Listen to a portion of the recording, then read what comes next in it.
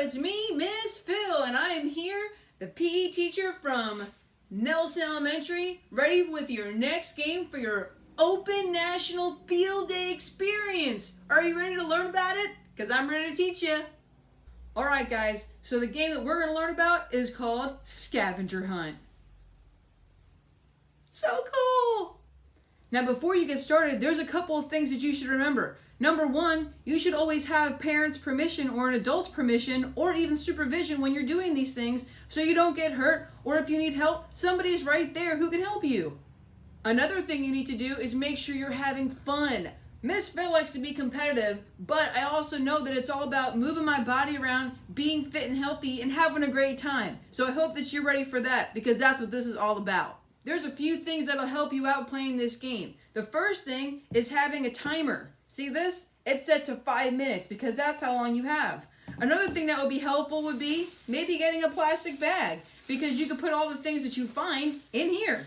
Another thing that might be helpful is a writing utensil, something that you can mark off that you've got all the items, and of course you're going to need your item list. So make sure that you can have this somehow printed out, and if you can't print it out, maybe you could just write these things down on another piece of paper. So the object of this scavenger hunt game for your field day is this. You're trying to find as many of these items that are on that printed out sheet as fast as you can within 5 minutes. For every item that you get 1 point, which is pretty cool. So that means when you start your timer for 5 minutes, you've got those whole 5 minutes to try to find as many of these things as you can. So that would mean finding something that's square, finding something like a stick, finding something that starts with the letter B. So you want to find as many of these things as you can. Before you get your timers going and start running around, I want to make sure you know a couple of things. Number one, you're supposed to find these things whether they're in your house or in your yard. Make sure that you're going in safe areas, and again, make sure that an adult knows what you're doing and maybe they can come with you.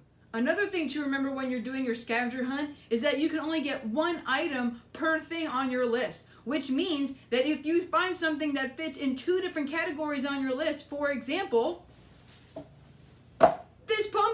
this pumpkin is orange and it's kind of brown, which are 2 things on our list, and it's also kind of round, right? But I can't count that for all 3. I have to get 3 different objects. So I would have to pick which one I'd want this to classify as. So I think I might call this my orange object, and then I put it in my bag. So here's a couple of examples of what it might look like. I'm going to start my timer. Boom. Just like that. And now I've got 5 minutes to find things. Let's say the first thing that I want to look at, because you can go in any order that you want, is a circle or a circular or round item. So I'm going to look around for something that might be a circle, and I have one right here. Penguin duct tape. It's round, it's a circle, and I'm going to put it right here in my bag. Boop, just like that. And now I can take my marker and I can check off that I got something in that circle category. Right, so now I'm outside and I'm looking for something. Let's see what I can get. Here's a rock. I found a rock. It's a little dirty, but that's okay. It's going in my bag. All right, now to check that off in my head on my list. Let's see what else. Oh, I got a flower. Look at this. I put that in my bag too. Remember to keep checking your timer. Or what's even better is that maybe somebody else can help you with the timer so that you don't have to keep looking at it. That would be awesome, and that would be teamwork. Now sometimes you might find something on your list that you just can't pick up or put in your bag, which is okay. Let's say for the rectangle one, I want to put my refrigerator. I definitely can't pick this up or put it in my bag, but that's fine. I'll just take my list and put a check next to it because I know that I found something that's a rectangle.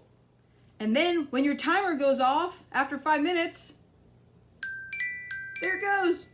Make sure you stop it and then bring your bag back inside or wherever it is that you're doing this and count off how many of these items that you were able to find. You get 1 point for every item that you had on this list, which is awesome. So remember, it's all about having fun and getting your body moving and having a great time.